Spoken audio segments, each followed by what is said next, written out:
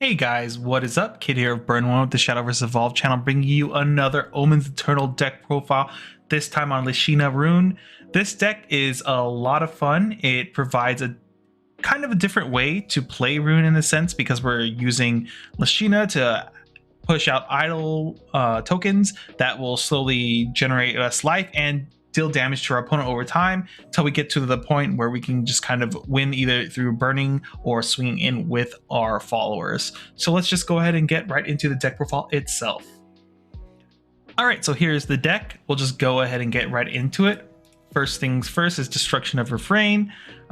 Choose one of the following: search your deck for Lishenna, Omen of Destruction, reveal it, add it to your hand, and shuffle your deck. Or you have the secondary effect, which is you can pay 2 play points and then deal X damage to each enemy follower on the field, where X equals the number of idolatry cards on your field. So this is kind of a payoff in the later game to just have full board removal once we get our idol tokens out on the board, plus other idolatry followers. We can just go ahead and just kind of destroy our opponent's board once this first effect is no longer useful. Otherwise, this is kind of our 4th, 5th, and 6th copy of Lishenna, because honestly, we want to be able to immediately play her out on 4 if possible, so we can get those tokens into our EX zone, so we can have the opportunity to slowly bring those tokens out and start generating value that way. Very solid card overall. It just, we need that consistency for the game plan, since we're kind of all in on the Lishenna package here. All right, Lamplet Training. I mean, it's just a snipe for Rune, and has the optionary deal 3 damage if we happen to race a follower. We're not racing a follower here, but scaring our opponent with the chance that we could potentially race one of our followers is kind of funny if you think about it. Otherwise, it's just straight up snipe. I've said this in other videos. I think snipe is going to be a pretty powerful tool for removal in this meta, so you got to watch out for that, and also have it yourself, because there are a lot of strong followers that can swing in for a lot of damage but will just be removed by a simple snipe. Agnus Tachyon, if you've been playing Rune for a while, this is where we get a ton of our value, being able to replay spells and also add extra, essentially, removal tools, or at least survival tools whenever we cast a spell in our deck. And obviously we're Rune, so we have a lot of spells. Adding the extra -1 health, -1 attack onto something, either causing it to be removed completely, or at least, quote unquote, healing us 1 health when we have to take damage next turn. When we play quick spells on our opponent's turn, it's pretty awkward for our opponents sometimes as well, because they think they're going in for an even trade.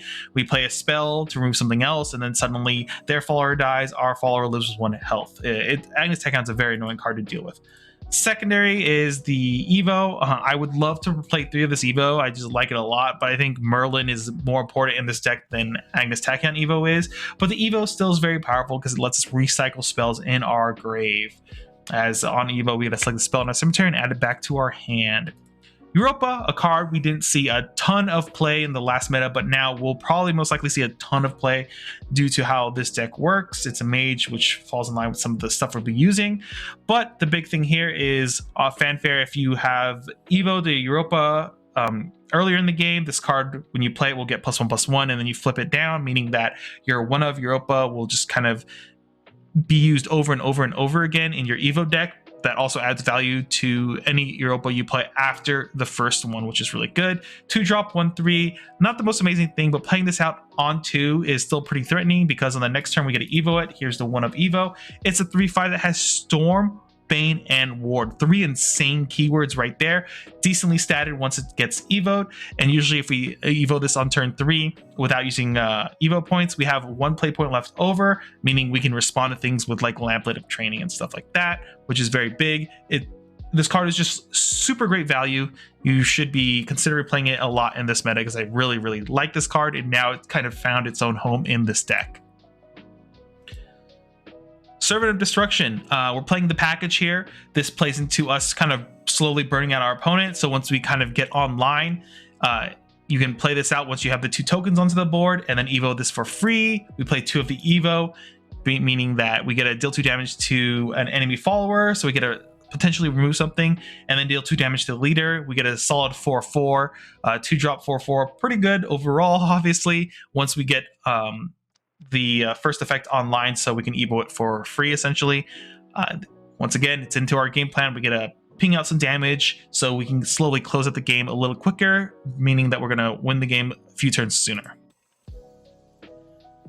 3 of Monochromatic Destruction. This card is, once again, part of the whole package. We select an enemy file on the field, deal it 2 damage, and if there's at least 2 idle tree cards in your field, so once we finish the quest of getting the 2 tokens onto the board, we can deal 2 damage to its leader and then heal 2 ourselves. Pretty good card, because once again, a lot of the time we'd be winning through just pinging 2 damage over and over again. This kind of increases our turn. We're gonna like actually win the game, so anytime we get this is really good. We also get a heal as well, which is obviously pretty solid overall. It's a decent payoff for playing this whole package, so it's worth considering and keeping it as 3 of, in my opinion. We're still kind of playing that control-y game plan because we are Rune. We have a lot of really good tools. Surefire Bullet, it's still a really strong tool. There's going to be a lot of 4/4s running around evoed, so pay 2, remove it. Who doesn't like that? Merlin is a key piece in like almost any Rune deck for the most part, especially since we get a lot of spells. We have a lot of things we can search off of this card when it comes into play, and then when we do evo it for 2, we play 3 of the evo because it's so important, in my opinion, to have the evo for every Merlin you see. We get to recast a spell for free, so we get a cheat, basically mana cheat for the most part, other spells out. That's why like anything that costs 3 is really good.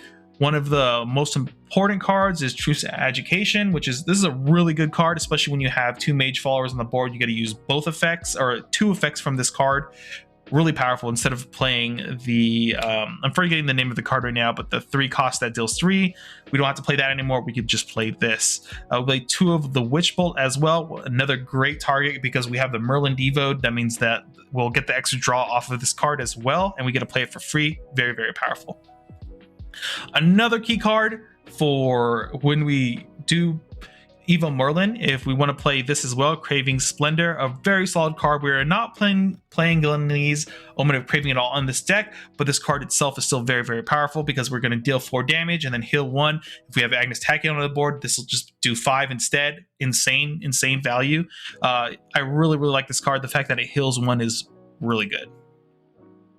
All right, on to the key piece that puts this deck together, Lishenna, Omen of Destruction. So when this comes into play, we get a Destruction in white and Destruction in black token into our EX area.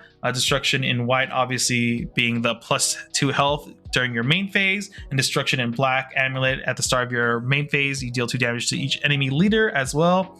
So once we get these out, every time it hits our main phase, we get a heal 2 and deal 2 damage to our leader, or not our leader, our opponent's leader. And then so every turn we just get another turn, we're just gonna create even a bigger gap against our opponent. We're gonna be healing 2 away and then dealing 2 more damage and slowly getting away, make it very hard for our opponent to keep up. Usually once we get these Destruction in white and Destruction in black on the board, your opponent's kind of on a clock because we have ways to kind of burn out our opponent too. So if they get too close to losing the game, we can either swing in for big damage for a game, or we can just burn them out with some other things that we are playing. Saphira, Synthetic Beast. I really like this card. I could totally see this card not even being worth playing in the list, but personally, I want to devote 1 slot to it because I think this card in general is still very, very powerful.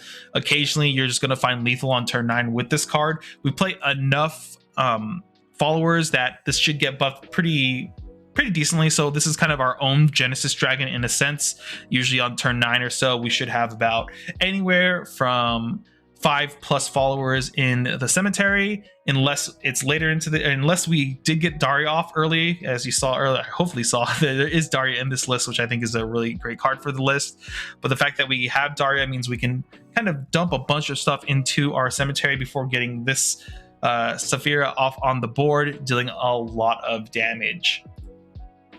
1 of Execution, we can search it out if needed in certain matchups like against Forest. We still need a way to deal with Elephant and tell it to go bye-bye. This is like kind of our only real way to do it without burning a ton of spells.